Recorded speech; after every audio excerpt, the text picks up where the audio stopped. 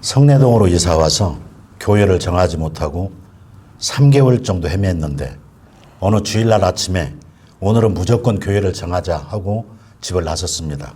그때 우리 앞에 어떤 듬직한 중년 신사 한 분이 성경을 끼고 지나가시는데 그분 뒤따라간 것이 바로 개척 당시 성내동 제1교회였고 그분이 바로 최성구 목사님이셨습니다. 제가 하나님 은혜로 이렇게 지금 장로도 되고 훌륭한 장로님이라고 칭찬도 듣고 있지만은 제가 처음부터 이렇지는 않았습니다. 정말 자격이 없는 사람이었어요. 순전히 하나님 덕이라고 생각이 되고 아내의 덕이라고 생각합니다. 아내의 소원이 남편 장로 되는 것이었으니까요. 아내는 저한테 상의도 없이 남편이 장로 되게 해달라고 기도했더라고요. 저도 남편이 주일도 못 지키는데 장로 되게 해달라고 맨 처음에는 생각도 못했어요. 그때 4살 박이 딸이 불치병으로 이곳저곳 헤매다가 참 고생 많이 했는데 그때 우리 교회에서 이천석 목사님 부흥회에 참석하게 되어서 매일 딸을 업고 눈물로 지샜죠.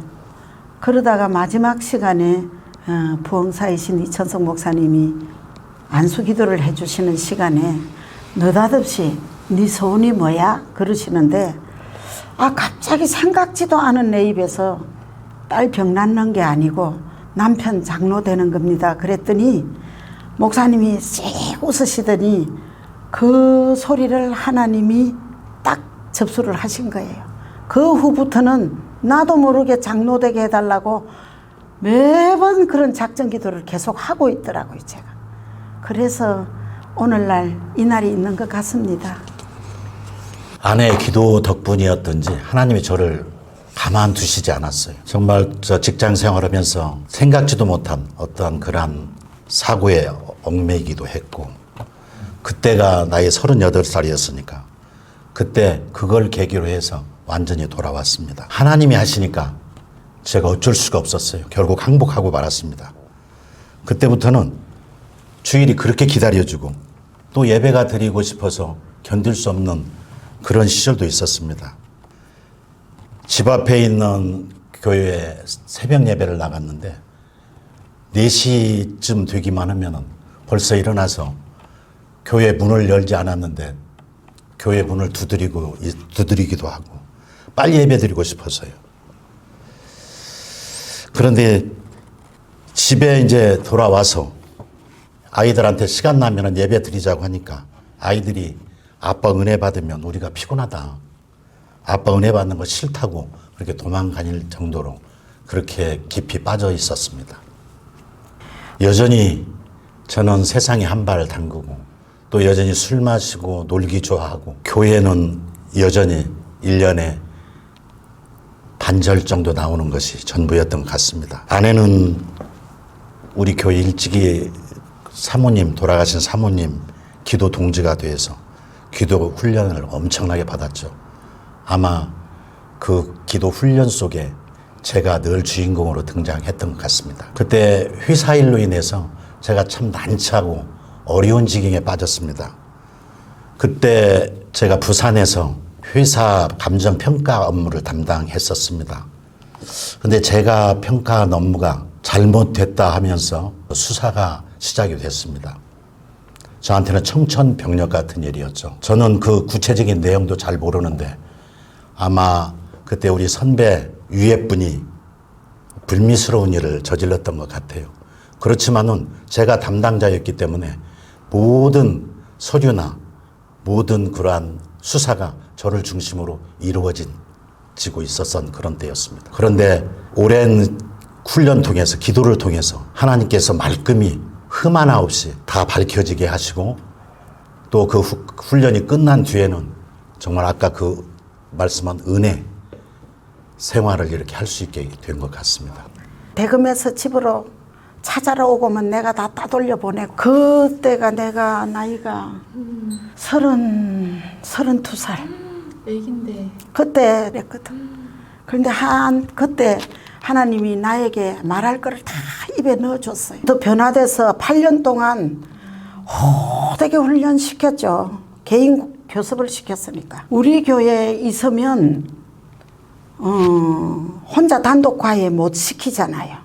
과외 받으러 거기 그래서 지금 과외 받으러 지방 보내서 그 개척교회에서 장로 피택 시켜놓고 개인 교습을 목사님이 시키는데 안 해본 거 없었죠. 염하는데도 따라갔죠.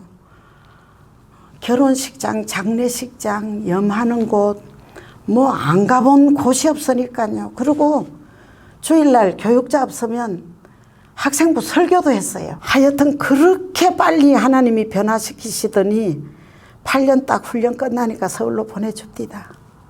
그래서 이제 우리 창대교회 와서 이제 신장로님, 조장로님하고 함께 장로 안수를 받았죠. 그때 얼마나 불안했던지 자그만 낙엽 소리만 해도 바스락거리기만 해도 심장이 무너져 내리는 것 같다고. 정말 무서워서 견딜 수가 없더라고요. 내가 하나님을 찾지 않고는 도저히 무서워서 죽을 것 같더라고요. 그래 그 속에 숨어 있다가도 결국은 어느 부흥회를 이 안내 그거 보고 나와서 부흥회를 참석했는데 그때 얼마나 많이 울었던지. 부흥회가 끝나고 새벽 뭐 1시, 2시까지 저도 모르게 저 혼자만 거기 남아서 울고 몸부림을 쳤던 것 같아요. 그런데 거기 그 집사님이 나 때문에 눈을 못 닫고 그 정도로 제가 몇 시간이 지났는지 몰라요. 그때 처음으로 제가 하나님이 계시는 것 같구나. 그래 거기서 그 은혜를 받으니까 모든 게 두려움이 싹 없어졌어요. 이제 내가 그냥 내가 뭘 잘못했어. 당당하게 이렇게 나가고도 싶고 그때는 무조건 대금에 불려가면은 무슨 뭐 호되게 당한다는 얘기를 했으니까. 그런데 그 같이 불려갔던 우리 같은 동료들 전부 수많은 사람들은 다 구속되기도 하고 거기에 결국은 그것으로 인해서 정말 그 쇼크를 받고 돌아가신 분도 계시고. 그런데 결국은 저는 아무 없이 티 하나 없이 이렇게 은혜 받고 하는 계기가 그렇게 됐던 것 같습니다. 내가 새벽기도 작정 하나님이 기도 훈련을 시키신 거예요. 또 금방 해결되면요. 우리 고무줄 이리 잡아당겨야 돼. 금방 나면 싹 이래 되잖아요. 한참 이래 늘고 있으면 늘어져 있는 상태로 있어요. 그건 거예요. 기도 응답 안 되고 계속 뒤로 미루는 거는 하나님 은혜가 내 몸에 배일 때까지 하나님 응답 안 하고 찾고 계시는 거예요. 그 당시는 얼마나 제가 공부를 하게 됐냐면 어디 이제 서점 같은 데 이렇게 가면은 같이 이렇게 가면은 개척하셨던 목사님들 목소리도 항상 목소리도 막 다 둘이 다 목이 딱 잠겨 있어. 기도를 막 하루 부르짖고 기도를 그때 했으니까. 그러니까 목사님이세요? 개척하셨어요? 하면서 그래요. 그 정도고. 그다음에 무슨 돈이 생기면 제가 그동안에 성경 이런 책을 저는 그냥 전집으로 사서 봤어요. 그때 책을 아마 신학생 4년 본 것보다 더 봤을 거예요. 그 쉬는 때. 그리고 회사에서도 그렇게 회사를 안 나갔으면 잘려야 되잖아요. 제가 82주 이거를 받았었어요. 그러니까 병가를 내게 됐더라고. 그래서 안 잘린 거야. 그래서 그 다리 다친 것도 하나님 예비였어. 그래가지고 그런 거 다 사전에 다리 다친 거 만들고 뭐 했던 것이 하나님 계획 속에 다 있어. 다리 다친 하나님 것도. 작전이었더라고요. 또 무서워요. 그리고 목발 짚고 피해야 더 처량하잖아. 제가 저기다 그냥 간단히 저렇게 했는데 후배들한테 전하는 그게 뭐 전하고 싶으면 봐요. 저는 죄 짓고는 못 산다는 것이 뭐 이렇게 생각하면 죄 짓면 못 사는 거지 이런 생각이 아니에요. 사실은 죄 짓면 가슴이 터져요. 심장이 그게 죄더라고. 얼마나 무서운 것인지 그걸 뼈저리게 아주 여기도 못 느껴요. 뼈저리 이 죄라는 게 이렇게 무서운 것이구나. 이것 때문에 예수님이 이 죄 해결을 하고 돌아가셨구나. 그게 철저히 와닿아요. 그래서 하여튼 죄 짓는 건 죄 짓면 안 된다. 무섭다. 그리고 이거는 다윗이 내 뼈를 막 진액을 녹이나이다 막 침상에서 그런 것들이 실질적으로 와서 닿아요. 목발 지면서 또 꼭 장발전처럼 어디 가도 도둑질해서 피하는 도망자 신세로 하면서 그리고 그게 편안한 어디가 있으면 좋은데 돈이 있습니까? 제가 어디가 뭐 할 수 있어? 돈도 없지. 그냥 피해서 돌아다녀야지. 그게 2년이었어, 2년. 그 기간이 2년. 아이는 그때 막 나서 그 휴연이 그거 나서 볼볼거리니까 폴폴 보고 기어댕기는 싶어 죽겠는데 나를 누가 막 뒤따라오는 것 같아요. 정말. 오토바이 소리 척 나면 막 심장이 덜컥 내려앉아. 또 바람이 불어서 온 소리로 들렸대. 그 시골 문이 막 덜컹 하게 되면 확 내려앉아. 그때 제가 그때 그 심장이 지금도 좀 덜 좋은데 그때 그런 충격이 많이 컸던 것 같더라고요. 그 정도로 죄는 무섭습니다. 요거는 실질적으로 제가 겪어봐서 알아요. 아, 하나님이 흠없이 이렇게 해주셨으니까 지금 이런 얘기를 하지. 만약에 제가 그때 거기 잘못돼서 어디 들어가 있거나 하면 제가 무슨 직장을 다시 다니고 이거 어림도 없어요. 어림도 없는, 우리나라가 그때 그 당시로는 정말 거기 하면은 그냥 나오는 사람 하나도 없어요. 내가 잘못한 게 없어도 써야 나오니까. 일단은 그걸 캐내기 위해서 죽게 만든 거예요. 그 당시는 그거 뭐 말할 필요가 없지. 그러니까 도망가는 거예요. 무조건 피하라는 거. 일단 세월이 흐르고 봐야 되니까 피하라는 거예요. 그런데 거기다 대고 내가 돈이나 또 여기서 뭐라는 거니? 하나님이 흠없이 해주는데 젊은 친구요. 근데 흠없이 해줄 건데 무슨 변호사냐? 변호사 살 돈도 없으니까 그냥 견뎌라. 할 정도니까 내가 얼마나 답답한 거예요. 하셨거든. 나는 하나님이 응답을 이미 주셨거든. 그리고 자기는 나중에 보니까 뭐 참 나를 끌려갔는데 그렇게 감사하더라. 눈물이 나오더라 하는데 나는 지금 죽어가는데. 아이, 딱 내보내고 대금이 딱 찾아와서 그거 하고 난 뒤 내 기도방에 가서 무릎을 딱 꼰대 막 감사 기도가 막. 그래서 나는 하나님 작전이구나. 그러니까 나는 그런 걱정이 없었다니까. 힘은 들지만. 그런데 이제 아까 여기도 어떻게 해서 그게 사실은 그 대검 수사관하고도 제가 만났어요. 저 수사관 아주 대단한 친구였는데 하나님이 그 사람 이것까지도 변화시켰어요. 내가 전주에서 만나서 그러니까 어떻게 보면 나는 잡으러 온 사람이고 거긴. 그런데 그 사람이 또 다 감싸기 시작했어요, 전부. 이 사람을 듣기 시작한 거에 빼놓고. 그거는 착각하게 나는 만들어가지고. 그 사람하고는 아무것도 모르는 사람이에요. 아무 관계도 없는 사람인데. 근데 그 사람이 자기 친척, 그 사람은 자기가 은혜 받았던 패를 신세졌던 사람으로 나를 착각을 했어요. 이름 비슷해가지고. 이름이 비슷해가지고. 그렇게까지 그러니까 이 사람을 역사가 빼돌리기 시작한 거야.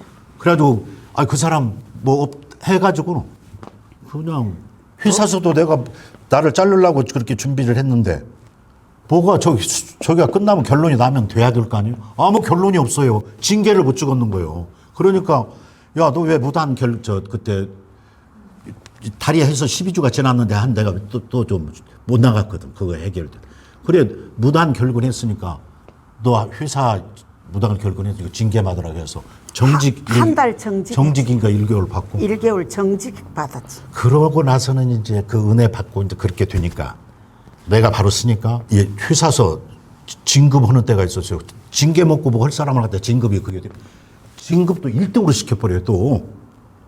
완전 전화회복을 다 시켜버리는 거예요. 성진이 제일 먼저 됐지. 그리고 어느 정도 변화되냐면 그 당시로는 막 친구도 많고 또 술도 많이 잘 먹고 또 해병대요 제가. 그래가지고 그 이후로 하나님께서 그동안에 고생했다고 우리 집을 복을 주기 시작했는데 남들이 상상 못하는 복들이에요.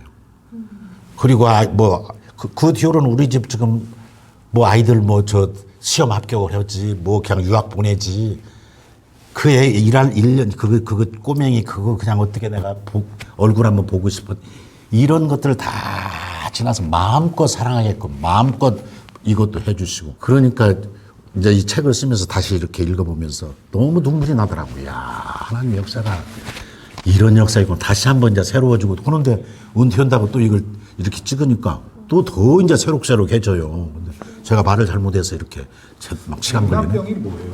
응? 백납병이 백납은 하얀 것이 흰 점이 생기면 얼룩얼룩하게 퍼져가는 거야. 얼굴이 점. 이 피부 색깔이 변하는 거예요. 색소 변하는 거.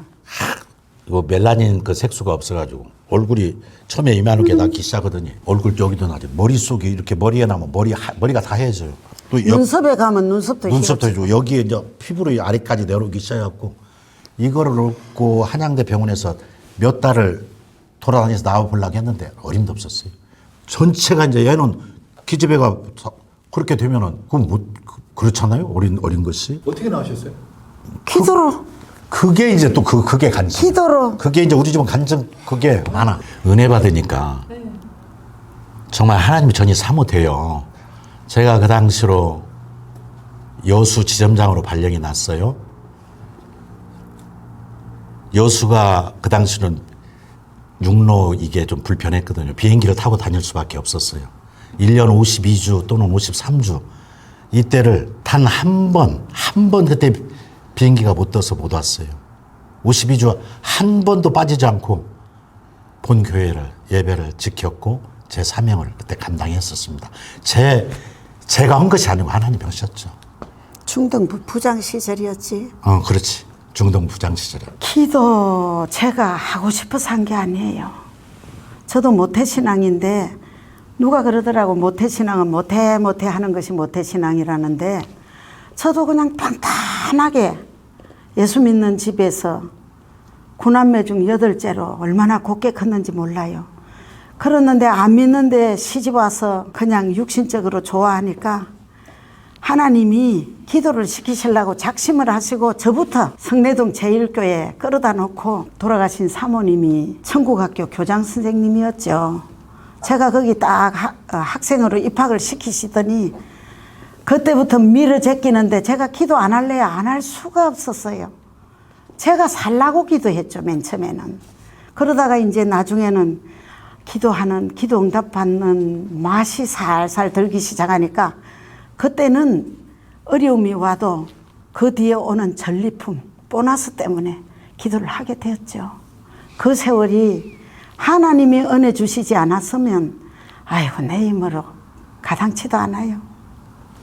어떤 때는 투정도 부렸죠. 하나님 앞에.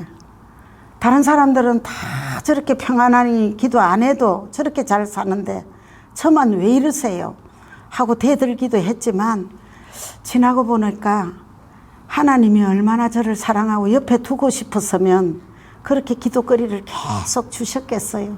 지금 생각하면 다시 한번 그런 삶을 살으라고 해도 저는 그런 어려움을 겪으면서 기도하는 삶을 택했을 겁니다. 하나님이 진짜 기도 제목 다 들어주셨나요? 때로는 조금 천천히 주신 건 있지만 기도 응답 다 해주셨죠. 그런데 기도 응답 안 해주신 것은 저한테 필요 없으니까 안 해주셨던 것 같아요. 제가 지금 돌아보니까 기도 응답 특별히 못 받았다는 것은 하나도 없는 것 같아요. 우리 권사님이 생각만 해도 주신다면서요? 글쎄 이제 두렵네요. 하여튼 마음속에 담기만 해도 그걸 들어주시니까 이제는 하나님이 내 앞에서 연홈하는 것 같아서 이제 성령님 내 마음에서 떠날까 봐 조마조마하죠. 어쨌든지 주님 말씀대로 살고 싶어요. 그렇죠. 이 세상이 육신적으로 살은 거는 하나도 기억이 없고 정말 기도할 때 홀짝홀짝 뛰던 그 모습 그게 참 그립고 눈시울이 뜨거울 정도로 감사합니다. 같이 기도하던 사람들이 제일 보고 싶고요. 어떻게 생각하면 친정엄마보다 함께 기도하던 사모님이 더 보고 싶다고 해도 과언이 아닐 거예요. 그런데 그 모습을 보고 불쌍하다는 생각이 안 들었어요. 저는 제 기도 수첩하고 내가 밑줄 친 성경책을 목발에 메어서 내보내면서 어쨌든지 잘 피해서 잘 있으라고 내가 기도하겠다고 하고 보내고 내 기도방에 들어가서 무릎을 꿇었는데 감사 기도가 나오는데 하나님 바로 이거였군요. 드디어 하나님이 일하기 시작하시는군요 싶으니까 그렇게 감사의 눈물이 나올 수가 없는 거예요. 그래서 저는 그 뒤로 우리 장로님 사건에 대해서는 걱정 하나도 안 했습니다. 이미 응답하신 줄 믿고 기도하신 거요. 그렇지만 참 8개월 된 아들을 업고 3일씩 금식하면서 참 힘든 세월을 지냈습니다. 특히 기억에 남는 것은 시편 23편이었습니다. 지금 지내놓고 보니까 다윗이 그 어려운 시절에 그걸 하나님 앞에 고백한 그 시더라고요. 저한테도 그 시가 그렇게 와 가슴에 닿았습니다. 지금도 매일 그 시 다윗 23편을 암송하고 다시 한번 그때 잊지 않으려고 노력하고 있습니다. 저한테도 이런 때가 오는구나. 남의 일만 같았던 것인데 제 인생을 이렇게 되돌아보게 되게 되는데 한편의 영화 같아요. 길에서 만난 신사 한 분 뒤따라가서 그분이 목사님이었고 그 교회에 내가 40년을 한 교회에 이렇게 다닐 수 있었다는 거. 이거는 하나님의 역사요, 운명이었다고밖에 표현하지 못하겠습니다. 그 교회에서 철없는 시절에 어린 나이에 장로가 돼가지고 30년. 그러다 보니까 이제 우리 창대교회가 정말 한 가정에 또 우리 온 성도들이 다 사랑스럽고 또 우리 어린 아이들이 자식 같고 참 창대 40년 잘 자란 그런 어린 아이를 보는 것 같습니다. 특별히 우리 교회 금년에 참 무거운 짐들을 다 벗게 하나님이 하시고 약속하신 그 창대 프라미스 랜드를 허락하셔서 그곳에 정말 아름다운 교회를 이렇게 꿈꾸게 하셔서 지금 설계를 하고 있고 또 건축을 이제 시작 단계에 있는데 그걸 생각하면 얼마나 가슴이 후련하고 또 기쁘고 새로운 우리 교회 100년이 이렇게 시작될 것을 생각하면 참 너무 감사합니다. 제가 우리 교회에 와서 장로도 되고 은혜 가운데서 30년 동안 수많은 은혜를 우리 하나님 앞에 받으면서 이렇게 여기까지 이르렀던 것은 정말 순전히 우리 하나님의 은혜였고 우리 하나님의 역사였던 것을 우리 창대 식구들에게 이렇게 제 심정을 이렇게 말씀드리고 싶습니다. 너무도 감사한 세월이었습니다.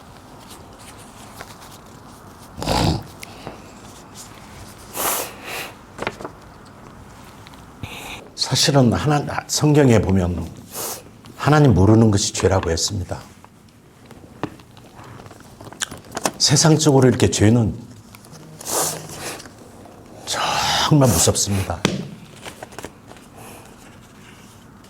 그 무서운 중 하나님 모르는 것이 또 죄입니다.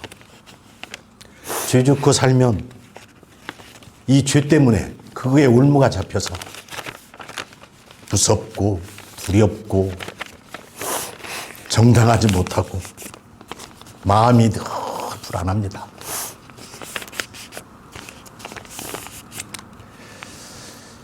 정말 죄 가운데 떠나서 참된 영원한 생명이신 우리 주님 품으로 꼭 나오시고 또 나와서 우리 하나님 우리를 만든 목적이 분명히 있어요. 하나님 영광을 위해서 우리를 만들었어요. 나 잘 먹고 잘 살으라고 만든 것이 아니고 우리 하나님 영광 위해서 그분 영광 위해서 우리는 살아가야 될 의무가 있습니다. 꼭 예수 잘 믿고 변함없이 오직 한 분이신 우리 예수님 믿고 승리하시기 바랍니다. 정말 사랑이라는 말 한마디로 표현할 수밖에 없네요. 우리 창대교회 너무 사랑합니다. 다시 태어나도 우리 안권사와 같이 결혼하고 같이 살겠지만은 다시 태어나도 우리 창대교회와 같이 하겠습니다. 한마디로 말하면 우리 손장로는 장로 될 사람이 된 게 아니기 때문에 정말 첫째는 하나님 앞에 너무 감사하고 또 하나님 앞에 순종해서 여기까지 달려와 준 게 너무너무 감사해요. 남편이지만 참 그 어려운 환경에서 최선을 다해서 교회를 섬겨주었고, 참 기도하는 사람이라고 저의 의견에 따라주고, 이런 거 생각할 때 참 제가 뭐라고 다 감사할 수가 없네요.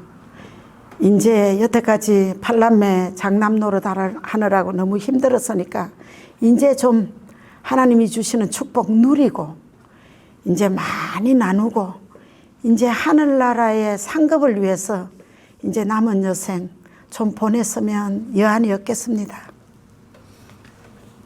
권사님에게는 창대교회는 어떤 의미가 있을까요? 저한테는 창대교회는 한마디로 친정이지요. 여자한테 친정이라면 뭐 두말할 거 없잖아요. 어떤 관계인지. 참 친정 같은 곳, 제가 떠날 수 없는 곳. 참 우리 교인들은 친정의 그 동기간들, 그런 끈끈한 사랑이고 사랑스럽고 그 말밖에 할 것이 없네요. 아유, 저는 두 번 다시 살아도 제 삶이 너무너무 행복했고 너무너무 보람이 있었고, 육신적으로 안락하게 살았다면 오늘의 제가 없었겠죠. 여자들 참 돈 좋아합니다. 그러나 그 돈도 하나님이 주시면 쓸 만큼은 줘요. 남한테 아쉬운 소리 안 하고. 제가 가진 것에 만족하면 되지 않겠어요. 그리고 후배들한테 부탁하고 싶은 것은 고난 없이 쌓은 축복은 모래성이에요. 모래성. 하나님이 주신 고난 위에 세워진 축복은 진정한 축복이고 어느 누구도 빼앗을 수 없는 축복. 그러니까 누가 그럽디다. 하나님은 남자 편이라고, 여자들만 기도시킨다고 그러는데 그게 복 아니에요. 하나님 대신에 이 땅에 엄마를 주셨대요. 그래서 엄마라면 참 자녀를 위해서, 남편을 위해서 첫째가 기도 사명인 것 같습니다. 기도 속에 우리의 모든 인생의 문제 해답이 다 들었으니까 꼭 기도해서, 예, 저만 이런 복 주시겠어요. 하나님이. 예, 실망하시지 말고 꼭 기도로 승리하라고 말씀드리고 싶네요.